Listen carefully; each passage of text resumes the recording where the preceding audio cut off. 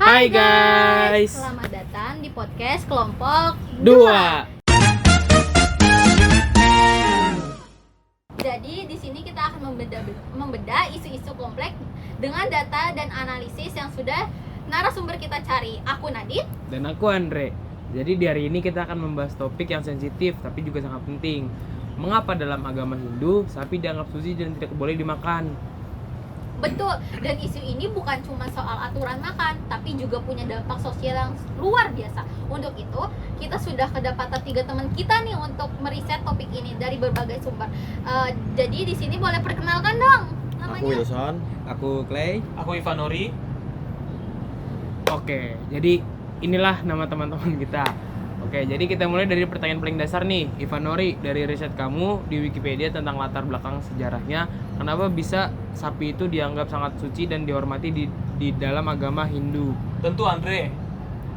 Jadi kesucian sapi akarnya ini sangat dalam, baik secara teologis maupun historis. Secara teologis, sapi disebut sebagai Gaumata atau ibu sapi. Ini dianggap perwujudan kamat henu, sapi surgawi, pengabul keinginan. Banyak dewa juga yang diasosiasikan dengan sapi, seperti Dewa Siwa dengan kendaraannya yaitu Nandi, dan Dewa Krishna dengan profesinya sebagai pengembala. Awalnya iya, tapi kepercayaan ini diperkuat oleh fungsi praktisnya. Menurut riset dari Wikipedia, dalam masyarakat agraris India kuno, sapi adalah tulang punggung kehidupan Iya. yang memberikan susu kepada banyak orang. Seperti ghee, jadi bagian vital ritual. Kotorannya jadi bahan bakar dan pupuk, dan tenaganya untuk membajak sawah. Membunuh sapi itu sama saja dengan menghancurkan aset paling berharga dalam keluarga. Jadi status suci juga berbentuk kearifan untuk melindungi sumber daya vital. Oke, jadi ada alasan teologis dan pragmatis yang menyatu ya. Nah, dari konsep yang damai dan penuh penghormatan ini, kenapa di era modern ini malah justru sering mendengar bahwa adanya kekerasan terhadap sapi di India? Clay, riset kamu dari BBC Indonesia dan CNN Indonesia kan yang menyoroti ini. Boleh di... Iya, jadi ini sisi kelamnya nih. Di India modern, isu kesucian sapi sayangnya telah dipolitisasi nih. Nah, muncul kelompok vigilante yang menamakan diri sebagai Gaurasak atau penjaga sapi. Seperti yang dilaporkan CNN Indonesia, kelompok Hindu radikal ini sering melakukan patroli dan main hakim sendiri biasanya. Main hakim sendiri. Apaan tuh, Kli? Nah, bentuknya ini biasanya kekerasan massa atau lynching. BBC Indonesia banyak meliputi kasus di mana orang-orang terutama dari komunitas muslim atau kasta Dalit nih diserang bahkan dibunuh hanya karena dicurigai mengangkut sapi untuk disembelih atau menyimpan daging sapi. Padahal bagi komunitas tersebut industri daging dan kulit adalah mata pencarian utama mereka. Jadi isu agama ini menjadi alat dan konflik sosial dan yang menargetkan kelompok minoritas ya.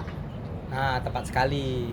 Isu yang seharusnya tentang penghormatan terhadap kehidupan justru dijadikan pembenaran untuk melakukan kekerasan terhadap sesama manusia. Ini adalah tragedi di mana sentimen agama dibajak untuk agenda politik dan sosial tertentu. Ini ternyata gambaran yang sangat kontras ya. Di satu sisi ada ajaran luhur, tapi di sisi lain juga ada kekerasan yang mengerikan. Tapi itu kan di India nih. Nah, Wilson, kamu kan udah nyari riset nih di Walabengu ID yang membahas tentang realitas di Bali. Coba dong jelasin apa yang udah kamu riset. Nah, ini menarik nih. Riset di Bali Bengong ini menunjukkan realitas yang sama sekali berbeda di Bali. Umat Hindu di Bali juga sangat menghormati sapi dan secara umum tidak memakannya. sapi dianggap suci, kendaraan dewa Siwa, dan tidak digunakan dalam upacara kurban.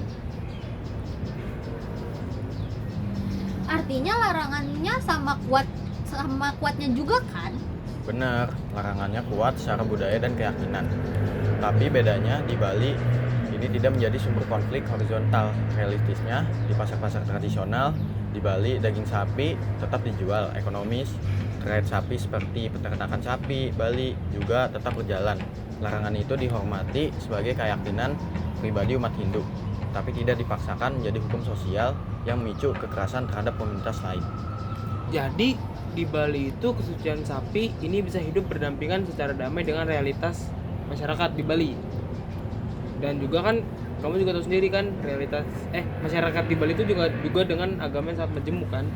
Benar, di Bali di isu ini kayak lebih menjadi mencerminkan harmoni dan toleransi budaya, bukan justifikasi untuk kekerasan seperti yang kita lihat di India. Ini menunjukkan bahwa interpretasi dan praktik sebuah ajaran bisa sangat berbeda tergantung konteks sosial dan budayanya.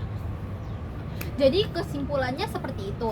Jadi kita bisa lihat bahwa larangan memakan sapi dalam Hindu berakar dari ajaran teologis dan kearifan lokal yang mendalam.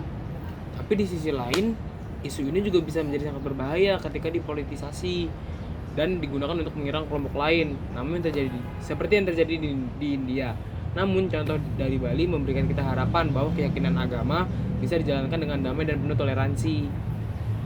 Terima kasih untuk narasumber kita, Clay, Wilson, dan juga Ivanori yang sudah memaparkan hasil risetnya di podcast kali ini. Dan terima kasih juga untuk sobat riset yang sudah mendengarkan. Sampai jumpa. Dadah. Sampai jumpa. Dadah.